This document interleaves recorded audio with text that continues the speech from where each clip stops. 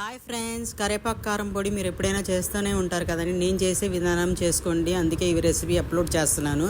ఇది కరేపాకు కారం పొడిలో నేను ఇందులో సీడ్స్ వేసాను. ఫస్ట్ ఒట్టిమిరపకాయలు వేయించుకోవాలి, తర్వాత మినుములండి, ఇది మినపప్పు అది వేయించుకోవాలి. తర్వాత సీడ్స్ అండి, ఇది వచ్చేసి పంకిన్ సీడ్స్, ఇది కూడా బాగా వేయించుకోండి. కొంచెం ఆయిల్లో వేయించుకోవాలండి అన్నీ. తర్వాత కొంచెమేమో ఇది సన్ఫ్లవర్ సీడ్స్, ఇవి కూడా వేయించుకోవాలి. అన్నీ ఒక చిన్న చిన్న గ్లాస్ అండి. తర్వాత ఇది నువ్వులండి, నువ్వులు కూడా వేయించుకోవాలి.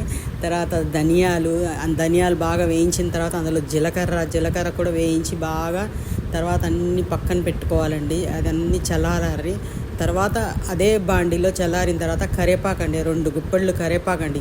ఈ కరేపాకండి ఇంత ఎండిపోయింది అసలు ఎండకి.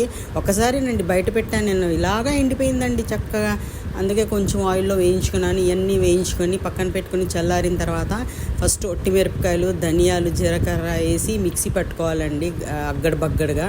తర్వాత ఏమో ఇవన్నీ సీడ్స్ అన్నీ వేయించుకోవాలి. మినుములు, నువ్వులు, సన్ఫ్లవర్ సీడ్స్, పంకిన్ సీడ్స్ అన్నీ వేసి బాగా మిక్సీ పట్టాలండి. ఉప్పు వేయకూడదండి, అప్పుడే మిక్సీ పట్టేసి అది చల్లారిన తర్వాత మళ్ళీ ఒకసారి వేయించుకున్న కరివేపాకు ఉంది కదండి, అది కూడా వేసి బాగా మిక్సీ పట్టాలి. తర్వాత ఉప్పు వేసి మళ్ళీ మిక్సీ పట్టాలి. తర్వాత కొంచెం ఎల్లుల్లిపాయలు వేసి, అదే ఎల్లుల్లిపాయలతోనే టేస్ట్ అండి. ఇది ఎల్లుల్లిపాయలు చాలా మంచిదండి హెల్త్కి.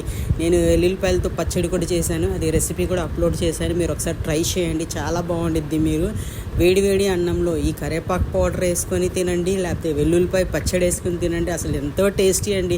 ఇది కూడా ప్రోటీన్ అండి. ఇది మీరు ఎప్పుడైనా చేయండి, ఇలాగా నేను చెప్తున్నాను, చాలా టేస్టీగా ఉండిద్ది. ఎప్పుడు కరివేపాకేనండి, ఇలా కూడా చేయండి.